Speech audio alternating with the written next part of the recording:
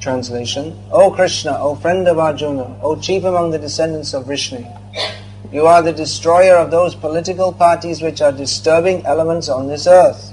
Your prowess never deteriorates. You are the proprietor of the transcendental abode, and you descend to relieve the distresses of the cows, the brahmanas, and the devotees.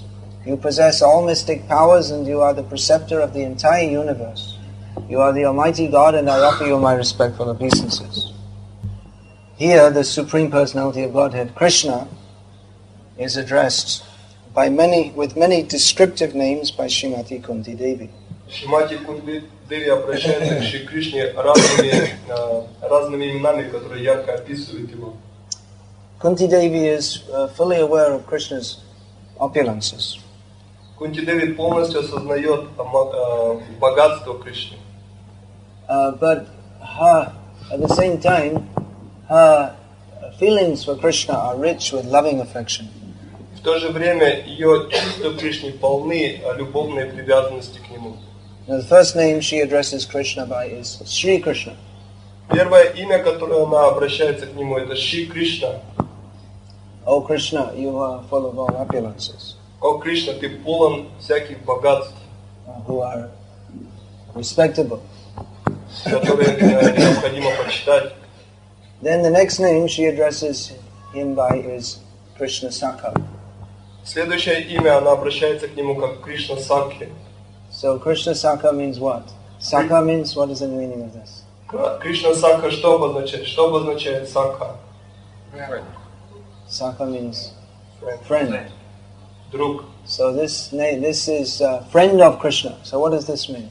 Это означает друг Кришны. И что же это значит в свою очередь? Friend of Arjuna. It means the friend of Arjuna. So why is she saying the friend of Krishna? You don't say, because you're Sanskrit. И там говорится, что он является другом Арджуны. And why it is he's not... So why Krishna is being called Krishna Sakha? It means a friend of Arjuna. Почему, So why not Arjuna Sakha? She's saying Krishna Sakha. почему его называют другом Арджуны? Почему не называют, что Арджуна друг Кришны? Isn't it that Arjuna should be Krishna Sakha, not Krishna Sakha? Не так ли? Арджуна должен быть Сакхой Кришны, а не Кришна должен быть Сакхой Арджуны? Anyone has any insights on this? У кого-нибудь есть какие-нибудь идеи насчет этого? Arjuna is the son of Kuntidevi, therefore. That's true, Да, это правда. but it doesn't explain why he's being called Krishna. Но это не объясняет, почему его называют. What does Krishna mean? Что означает Кришна? There are many meanings. Есть много значений. There's another Krishna lady. Actually, there are two, at least two. Krishna is a lady's female name. Есть еще одно имя, Кришна, это женское имя, то есть относится к женщине. На самом деле есть даже две женщины. Who does that refer to? И к кому же это относится? Draupadi, yeah. There's another Krishna that I know of. Есть другая Кришна, которую вот мы знаем. Krishna. Кришна. Who else is there? Here in Vrindavan. Еще есть одна. Кто это? Здесь во Вриндаване.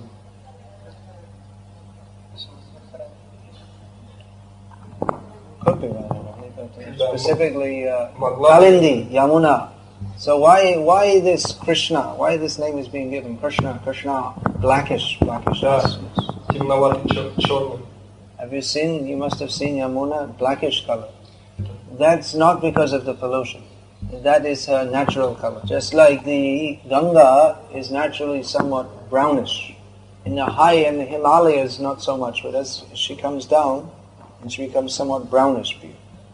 It's mixed. Ganga is always mixed with some muddy particles and some. That's mentioned in Upadeshamrita by Rupa Goswami. Buddha Feina Pankai. It's always got bubbles and some foam and some muddiness. But that is not a contamination in the Ganga. So Kalindi Yamuna, she is somewhat blackish by her color. Now you'll see that actually there are many pictures of Yamuna Devi, the personality. You'll find especially in the artwork of the Vallabh Sampradaya. The artwork, the painting. that they very often show pictures of Yamuna Devi offering a garland to Srimati, who is the most important deity in the Sampradaya. So you'll find that Yamuna Devi is blackish, bluish, sham kind of color. Sham means blackish, bluish kind of color. So Draupadi is also called Krishna because she's somewhat blackish in color. Generally, black is not considered very nice. If you look in the Indian newspapers, they have the advertisements for marriages, which you can't imagine in Russia, but in India they have. In Russia, you just go out to the street or some party and you find some girl and, drink some vodka or something. But in India, still, mostly the marriages are arranged. They approach it in a more sober manner. Actually, in English, sober means cool-headed, and it also means not inebriated, not drunk. So in the advertisements, they'll give that so-and-so girl or boy, before they're married, they're called girl or boy, even if they're 22 years old, or 25 years old. So they'll always write something like fair or wheatish color. You'll never see they'll write young girl, BSc, 22 years old, black as coal. They'll never write like that because they think that fair skin is very nice. Svetli. What do you think about that, Mr. Sanskrit scholar? I don't know much Russian. No, but Shvet means white.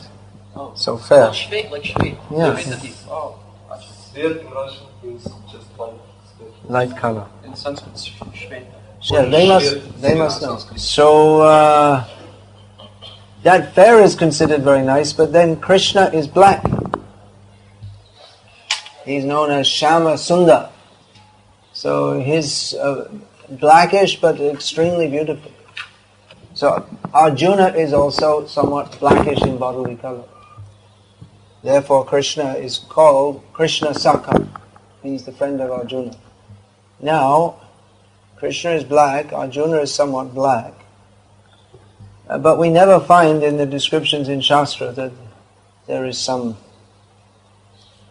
deprecation of them for that. No. What's another word for deprecation? Chastisement? Not exactly. Looking down at them. Looking down at them. Belittling. Belittling means critical in a bad way. Condescending. Yeah. That's another similar word.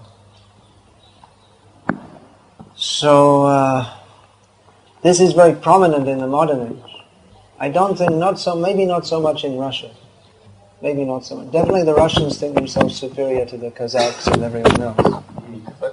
The Russians consider themselves superior to the Kazakhs and the Uzbekis, but whatever group one belongs to, one considers himself, that group must be the best. People from Spain think the Spanish are the best. I mean, I didn't ask any of them, but we just presume so. And people think, well, I'm from Spain, so Spain must be the best because I'm from there. This is Maya. This means seeing oneself as the center of the universe instead of seeing Krishna Kendrik Jagat. Krishna is at the center of the universe. So Kuntidevi, she's not in Maya. And therefore we are reading from the teachings of Kuntidevi. If we study Srimad Bhagavatam, then we get the actual view of the universe, or of reality. There are so many different perspectives on reality. There are so many different philosophers. And even in the modern day, most people, they don't have any worked out system of philosophy, but still they have an opinion on everything. The modern age is so confused that people think that it's acceptable or even proper to have shifting opinions on everything. Their outlook changes all the time. This is because they don't have a fixed understanding of reality. And they believe that there is no fixed understanding of reality, that any opinion is as good as any other. So this seems very reasonable, doesn't it? That we should respect everyone's opinion, and everyone's opinion is as good as everyone else's. Isn't this very reasonable, very good? Разве это не звучит хорошо? Разве это не звучит разумно? What do you think? Why not? No, he's saying there'll be many clashes between opinions, but actually this outlook that every opinion is as good as each other, that is better, because then you tolerate and respect everyone's opinion, and then there won't be clashes. And that you can see in the modern world today. You see everyone's opinion is respected, and there's no clashes. Everyone's living very peacefully. You agreeing with all this? Yeah, from the atheistic demoniac point of view. Now, what does Krishna say about this in Bhagavad Gita? Can anyone think of a relevant verse? That Krishna is the supreme, that means that Krishna is giving his opinion. What is Mata Paratramnanyat Kinchadasti Danandaya? What is the next line? Idam Protam Sutre Manigana Iva. Everything rests upon me, Krishna says. Now I was thinking of Krishna's particular comment on this shifting philosophy idea. Asatyam apratishtam te. They say there is no, those who are demoniac, Krishna says, that there is no fixed absolute truth. Asatyam apratishtam. There's no actual basis of reality. There's no supreme controller in charge of the universe. And then if you ask, well, what's going on? How is everything going on here then, in that case? Then aparaspara sambhutam kimanyat kama haitukam. Well, probably, someone had sex some time ago and then it all began there. Sex is the base. No clearly thought out philosophical understanding. Just I'm here, you're here, let's enjoy. This is dog philosophy. Of course, dogs don't study philosophy. Конечно, собаки не изучают философию. Human beings, they also, in the modern age, they don't study philosophy. And there are many people, even if you speak to them philosophically, they'll scoff. What is this philosophy? Just drink, eat, sleep, have sex. Is it like that in Russia? Not so much. It's also like that in Russia. Yeah. In general, people in Russia seem to be more philosophically inclined than in the grossly degraded Western world. Their society is not so well developed to eat, sleep, drink and enjoy life in so many ways as in the Western world. But don't worry, within 10 years or so you'll be fully progressed, and then hope that Russia will become progressive. Так что есть еще надежда, что Россия будет прогрессировать. So anyway, this idea that actually it's not even an idea, it's not even expressed, it's just gross materialism, that we should just enjoy life and don't think of anything, don't think of any philosophy. This is so deeply ingrained in the Western psyche that practically this kind of discussion that we have in our Srimad Bhagavatam class, the average Western person couldn't even begin to listen to it. What do you think about that? Here Kuntidevi is addressing Krishna that Yogeshvara Akila Yogeshvara Akilo Bhagavan Namaste. You are the controller of all mystic powers. You are the supreme controller of the entire universe. She doesn't address him that, well, maybe you are the controller of the entire universe. Or according to certain scholars, you are the proprietor of the entire universe. In modern so-called scholarly circles, it is considered unscholarly to make such a statement as Krishna is the Supreme Personality of Godhead. You can make a statement that according to Vaishnavas, Krishna is the Supreme Personality of Godhead. But an absolute statement, Krishna is the Supreme Personality of Godhead, is not accepted in modern scholarship.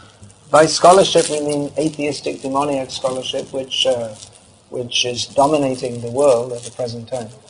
That is not actual scholarship. As Prabhupada pointed out, if you don't actually know, if you can only say according to or maybe, then you don't know anything and then you're not a scholar. The only thing they can say with certainty is that according to some people, they think this. According to Vaishnavas, Krishna is the Supreme Personality of Godhead.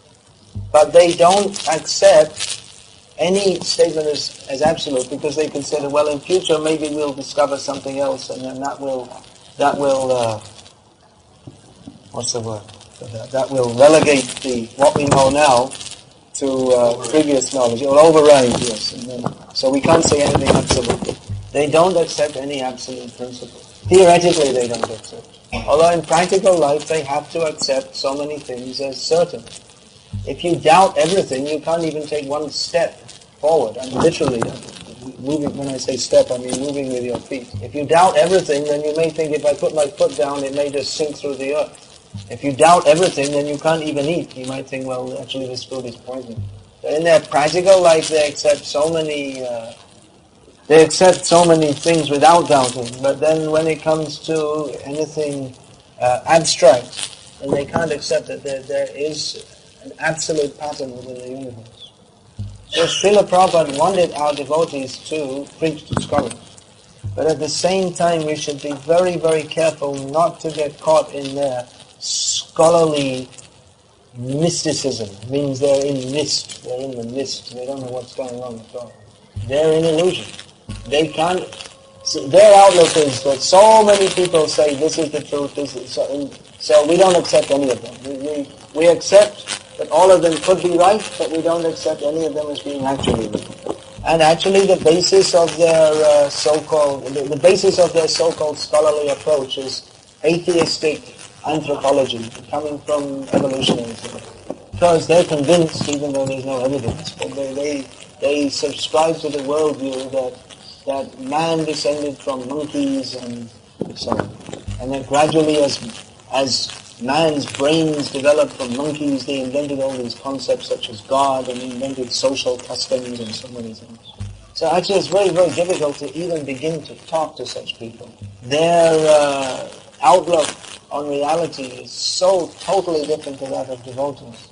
They may even read Prabhupada's Srimad Bhagavatam, but they won't read it in the same way that we do. When they read Kuntidevi says that you are the Supreme Personality of Godhead, they will take it as the dogmatism of an ancient Indian sect. So, it's very important that we enter very deeply into understanding of this Vaishnava philosophy. In any philosophical system, the beginning is what is called, in English, epistemology. You probably have the same word in Russian. So you'll find out when Prabhupada was giving a series of lectures on Sri Upanishad in London, that he began the series of lectures with a lecture on epistemology. In other words, he was describing, why should we accept Isha Upanishad? Prabhupada was lecturing on Isha Upanishad. He didn't want people to come and think that it's some kind of ancient Indian mysticism. He wanted that people could understand that this is the absolute truth which is absolutely relevant to them right here and now and forever. Therefore, he first of all explained why this Shabda, this Shastra, must be accepted as actual evidence of reality, as opposed to all other methods of gaining knowledge. Modern society runs on pratyaksha and anuman, sensual perception and hypotheses extrapolated from sense perception.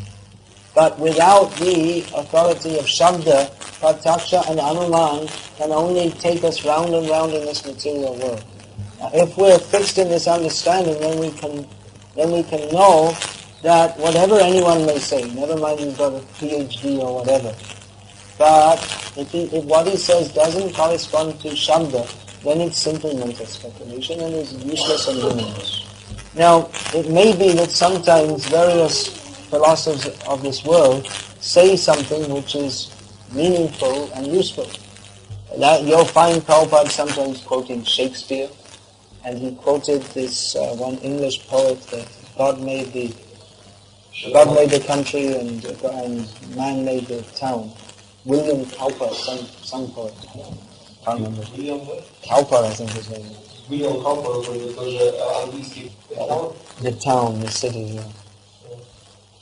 And you'll find even Jiva Goswami is sometimes quoting Shankaracharya in a favorable, in quoting what he says as something to be accepted. So this doesn't mean that we accept that Shakespeare is on the same level as Vyasadeva, or that because one or two expressions are adopted from Shankaracharya that we accept his whole philosophy as bona fide. But they may have some, Bhaktivinoda Thakur described, they may have some small insights into reality. But for the complete panorama of reality, we have to go to the sources of Guru, Sadhu and Shastra. That's why it's so important to study these books Srila Prabhupada has given us. Because he has no doubt that what the acharyas are saying, that is the fact. Потому что у него нет никаких сомнений в том, что то, что говорят ачарьи, является фактом. Prabhupada's books are certainly very scholarly. Книги Шрилы Прабхупады непременно являются очень научными. But they're not scholarly in the sense of modern scholars, who simply analyze and then put their own materially contaminated opinions. Prabhupada's descriptions are absolutely in line with the acharyas, which means they're absolutely presented the facts as they are, which is presented in summary in this verse we've read today, that Krishna is the Supreme Personality of Godhead. He comes to this material world. He performs pastimes with Arjuna, his dear friend. He is the destroyer of the various political powers who are disturbing elements on this earth. So, Prabhupada, he never spoke of Krishna as a historical figure or a mythical figure or something you might want to take up if you feel like. Prabhupada's presentation is that we are all suffering intensely for lack of knowledge of our real relationship with Krishna. This is what we need to hear and this is what others need to hear also. Otherwise, we can present in a pseudo-scholarly manner, which the pseudo-scholars will, in their deceptive manner, become favorable to. The pseudo-scholars will be very happy if we present our movement as something which is just another Hindu cult, or a section of Hinduism, because that's how they like to classify us. And then it becomes just one of those things, you can accept it, or take it or leave it as you like. But Prabhupada, he would say, take it or leave it if you like, but if you don't take it, then you're really in a lot of trouble, because this is the absolute truth. So we should be very careful of this syncretic approach. Syncretic means you just try to bring everything together. Unless we ourselves are very convinced that Krishna consciousness is the absolute truth and everything else is Maya, then we can't actually be devotees and we can't actually convince others to be real devotees either. Krishna surja sama maya hoy andhaka taham Krishna taham nahi maya radhika. Who knows the translation? Кто знает перевод этого стиха? Right to say? Maya is like darkness. Майя подобна темноте. So where there's the sun, there's no darkness. Where there's Krishna, there's no Maya. But then you have to bring Krishna as he is. If you bring Krishna through the prism of our own stupid minds, then we won't get Krishna. We'll get diffracted light. So Hare Krishna. Any answer? Well, she's addressing Krishna in this verse, not Arjuna. Arjuna can also be called Krishna Saka.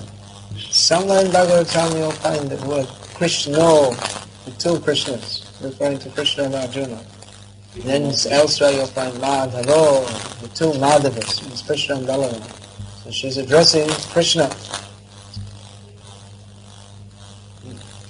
There may be various reasons why she has chosen to call Krishna in this verse Krishna Saka. I can suggest one reason. Because it sounds very beautiful. Shri Krishna, Krishna Saka, Vishnu, what does that mean, Vishnu?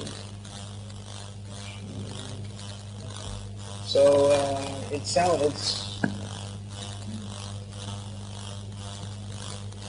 in spiritual existence, everything should be very beautiful. Even Krishna, just before he goes to fight with the demons, he'll make sure he's dressed nicely, his belt is nice, and then he'll go. In modern demoniac TV culture, it's just the opposite. If everything's nasty, they say, this is very good. I'm trying to take this in Krishna.